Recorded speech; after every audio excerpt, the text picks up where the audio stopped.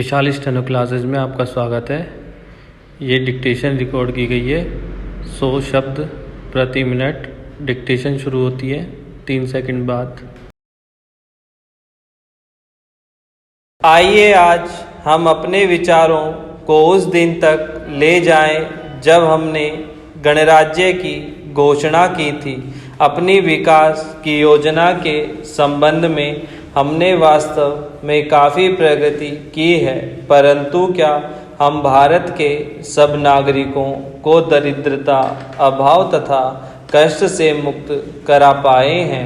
प्रकृति की शक्तियों को अपने अधीन करने और जनता के कल्याण के लिए उन्हें नियंत्रण में लाने की दिशा में भी हम आगे बढ़े हैं, किंतु हम यह नहीं भूल सकते कि कुछ महीने ही हुए हमें भारत के उत्तर पूर्वी प्रदेशों में भयानक बाढ़ का सामना करना पड़ा था, जिसके कारण यातायात के साधन छिन्न भिन्न हो गए और वहाँ की जनता को भारी हानि उठानी पड़ी। निसंदेह साक्षरता प्रसार और रोगों के निराकरण के महत्वपूर्ण उपाय भी हमने सोचे हैं। यद्यपि अभी भी देश के बहुत से भागों में निरक्षरता और बीमारी पर्याप्त मात्रा में दिखाई देती है, जन कल्याण की योजनाओं को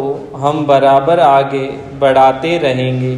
यह हमारा दृढ़ संकल्प है, इसमें संदेह नहीं किया जा सकता। इन योजनाओं के पूरे होने के संबंध में जो प्रयास अब तक किया गया है, उससे भी हमें असंतुष्ट नहीं होना चाहिए।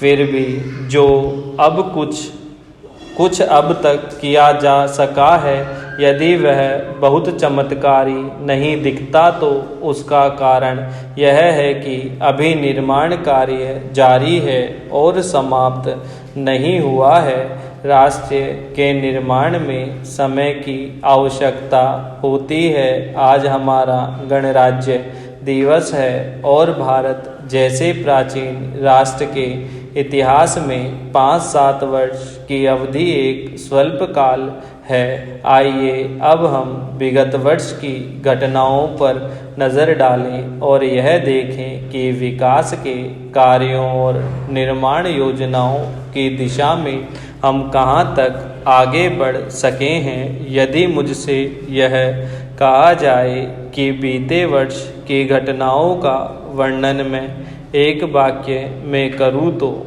मैं कहना चाहूँगा कि संविधान में दिए गए निर्देशों के अनुसार हमने समस्त राष्ट्र के साधनों को ऐसे ढंग से जुटाना आरंभ कर दिया है जिससे यह स्पष्ट हो जाता है कि भारत में कल्याणकारी राज्य की स्थापना का श्री गणेश हो चुका है। पिछले वर्षों में हमने जो संकल्प और दावे किए थे, अब वे मूर्तिमान होने लगे हैं। इसलिए अब यह समझना कठिन नहीं है कि राष्ट्र किधर जा रहा है और आगामी 10 या 15 वर्षों में हम किस स्थिति में होंगे। महान नदी घाटी योजनाओं पर कार्य बराबर जारी है। इनमें से एक योजना भाखड़ा नांगल योजना से बहुमूल्य पानी और बिजली पंजाब, पेप्सू तथा राजस्थान के भागों को मिलने भी लग गई है।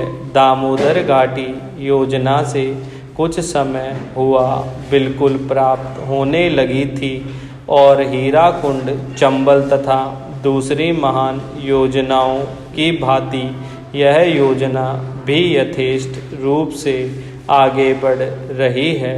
भाखड़ा नांगल योजना का प्रथम चरण समाप्त होने से अब यह स्पष्ट है कि इन महान योजनाओं के द्वारा देश में कितने महत्वपूर्ण परिवर्तन हो जाएंगे। महोदय, कोसी नदी जिसे शोक और दुख का सूचक माना जाता है, इस वर्ष फिर अपने प्रकोप से महान हानि का कारण बनी। अब इस नदी पर काबू पाने और इसकी उपद्रवी लीला समाप्त करने के लिए भी योजना तैयार हो गई है।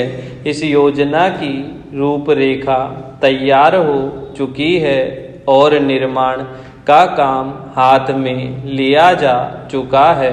आशा है इस योजना के निर्माण से बड़े पैमाने पर जनसाधारण को सेवाएं उपलब्ध होगी।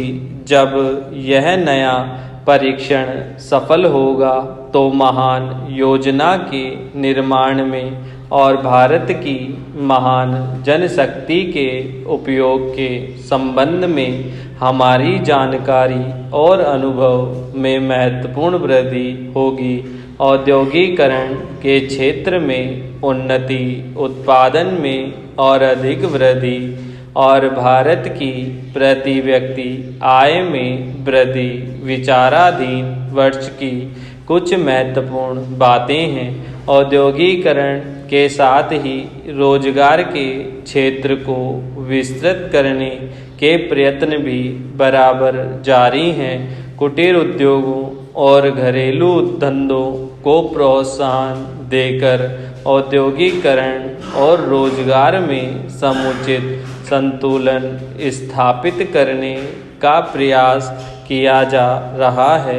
यह बात सभी स्वीकार करते हैं कि यदि भारत के जनसाधारण को उदासीनता और हार मानने की भावना से मुक्त करना है तो बढ़ती हुई बेरोजगारी को दूर करने का उपाय करना होगा। इस दिशा में घरेलू उद्योग धंधे बहुत से लोगों को आंशिक या पूर्ण उपयोगी काम देकर इस समस्या का बहुत कुछ समाधान कर सकते हैं। इसीलिए पंचवर्षीय योजनाओं में पुराने घरेलू उद्योगों को पुनर्जीवित करने और चालू कुटीर उद्योगों को प्रोत्साहन देने की व्यवस्था की जा रही है। विदेशी मामलों के क्षेत्र में हमारी सफलता और भी अधिक है। हमारी नीति, जिसे मैं सक्रिय और सौदेशीय तटस्थता की नीति कहना चाहूँगा, वास्तविक व्यवहार में किसी भी देश अथवा यहाँ के लोगों को अपना शत्रु न समझने की नीति। इस नीति के फलस्वरूप हमें विश्व शांति के पक्ष की कुछ सेवा करने का अवसर मिला है। हम प्रसन्न और आभारी हैं कि संसार के राष्ट्रों में भारत का स्थान इतना ऊंचा है। इंडो चीन निरीक्षण और नियंत्रण अंतर्राष्ट्रीय आयोग की अध्यक्षता हमने स्वेच्छा से स्वीकार की है और हमारे नागरिक यथासाध्य उस देश में शांतिपूर्ण निर्वाचन संबंधी समस्याओं का सामना कर रहे हैं। हम सभी राष्ट्रीय अथवा अंतर्राष्ट्रीय समस्याओं का निपटारा शांतिपूर्ण ढंग से चाहते हैं। मुझे बहुत प्रसन्नता है कि भारत में फ्रांसीसी बस्तियों की समस्या शांति और सद्भावना के वातावरण में सुलझ सकी है। शांतिपूर्ण प्रणाली की सफलता का वह एक महत्वपूर्ण उदाहरण है।